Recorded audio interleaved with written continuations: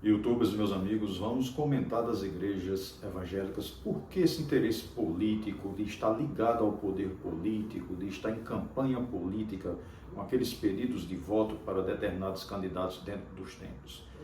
Um ponto muito importante que anda junto com o interesse da igreja é o problema de suas dívidas.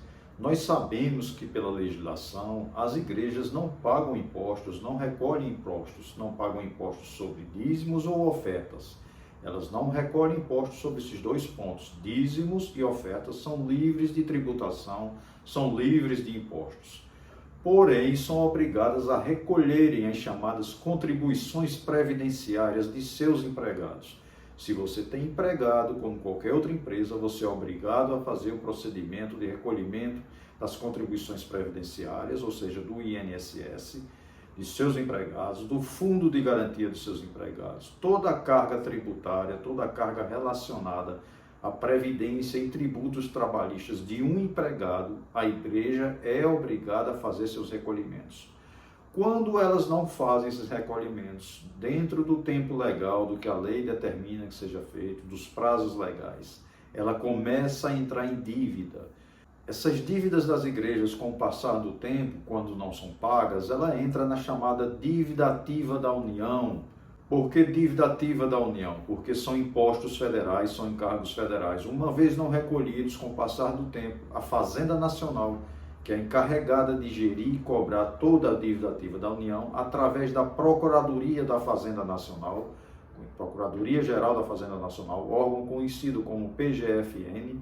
A PGFN ela é encarregada de, através da inscrição da dívida ativa da União, proceder ao ajuizamento, ou seja, entra com uma ação de execução de dívida fiscal.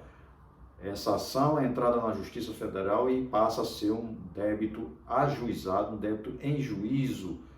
Então, as igrejas passam a ser executadas judicialmente, elas dão em garantia, se não podem pagar dívida, elas dão em garantia o seu patrimônio, veículos, terrenos, igrejas, os templos onde estão situadas, elas são obrigadas, se não podem pagar de imediato, para garantir aquela dívida, aquela penhora é feita, dada em garantia os bens da empresa.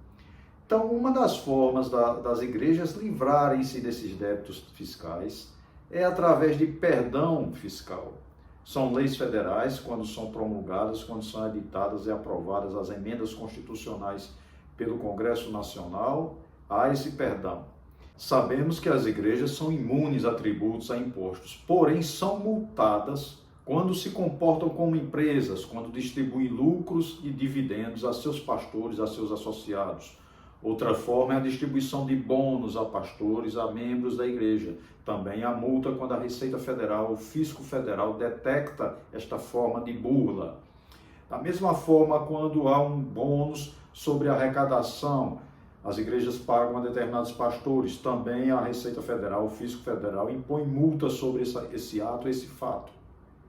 Uma vez enquadrado nesse fato, nesses atos que eu expliquei de multas sobre bônus, sobre distribuição de dividendos a pastores ou bonificações a seus membros e pastores, a Receita Federal multa como se fosse uma empresa e insere um imposto chamado CSLL, que é a Contribuição Social sobre o Lucro Líquido da Empresa. Então, a partir deste momento, ela também é devedora desse imposto. Por quê? Porque atuou como uma empresa. As igrejas não têm fins lucrativos.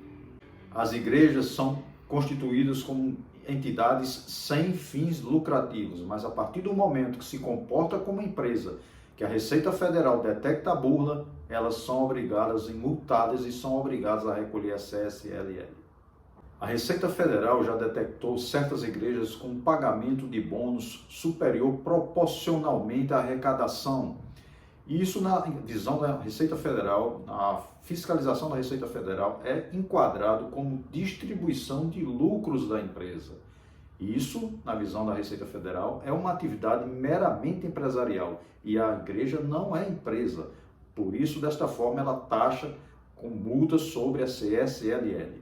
Segundo matéria publicada no site do UOL, em 22 de abril de 2021, o deputado federal Davi Soares, que vem a ser filho do pastor R.R. Soares, bispo da Igreja Internacional da Graça de Deus, foi o autor da emenda constitucional que concedeu perdão fiscal aos débitos fiscais de todas as igrejas evangélicas.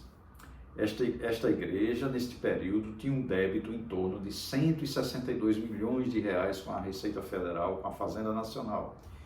Este deputado é ligado, é filho do missionário R.R. Soares. Então, ele foi o autor da emenda que concedeu o benefício do perdão às igrejas evangélicas.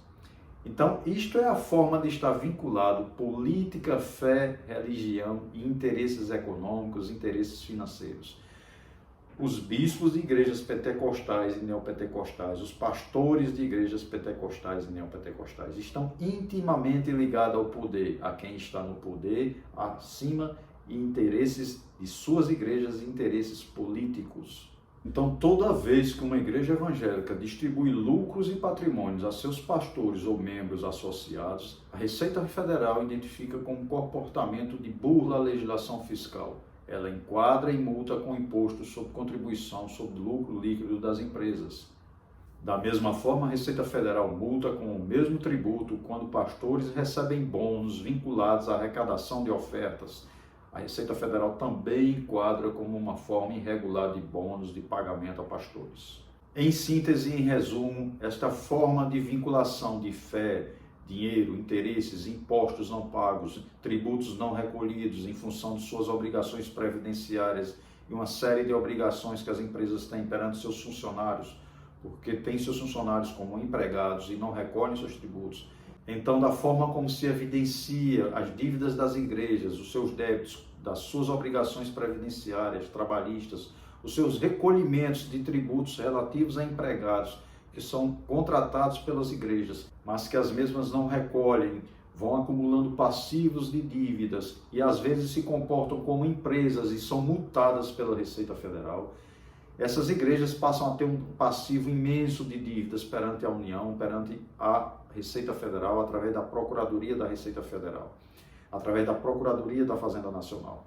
Tendo esses débitos, elas são passíveis de cobrança judicial, de execução judicial.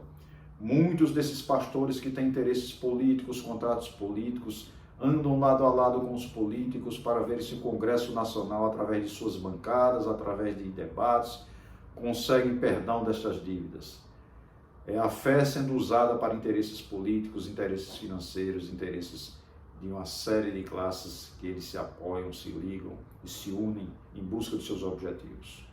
São as igrejas, são os templos sendo usados não só para professar a fé, mas como interesses políticos, interesses financeiros, que muitos desses pastores andam lado a lado com grupos políticos visando seus interesses financeiros e usando a fé e a religião. Fiéis exijam a prestação de contas das suas igrejas, dos seus templos, que sejam feitas reuniões sempre mensais, ou trimestrais, ou semestrais, que sejam explanados os débitos, os recolhimentos dos dízimos, das ofertas, para onde vão os pagamentos desses débitos, dessas dívidas e das manutenções dos seus templos, das suas igrejas. Fiquem atentos, exijam que a fé não pode ser mercantilizada, não pode ser colocada como um instrumento mercantil.